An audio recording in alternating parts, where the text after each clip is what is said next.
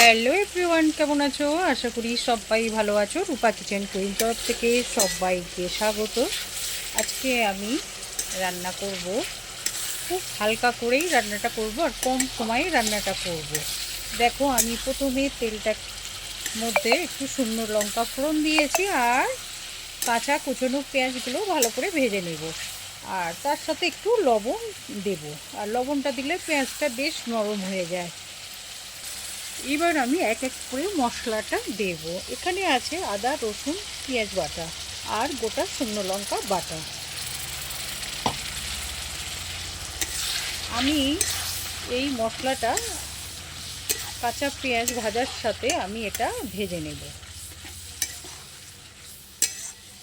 খুব ভালো করে এটা ভেজে নেব।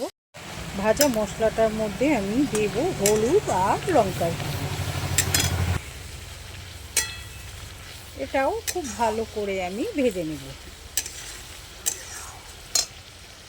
এবার আমি যেটা দেব টমেটো, এটাকেও খুব ভালো করে আমি ভেজে নেব।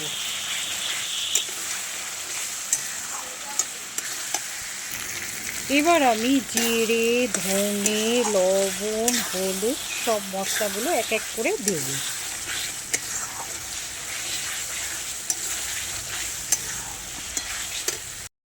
এবার আমি মাংসটা দেব। আর এটা হচ্ছে কিসের মাংস বলো তো? এটা হচ্ছে খাসির মাংস। আর এই গরমের দিনে বেশি তো রিচ করা যাবে না, একদম হালকা মিটার রান্নাটা হবে।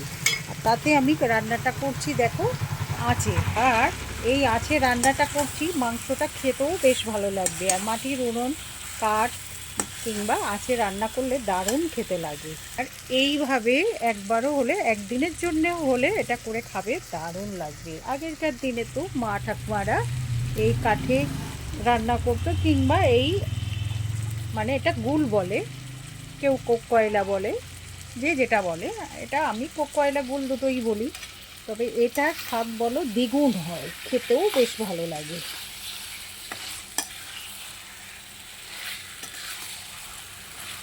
তোমরা সবাই বলো,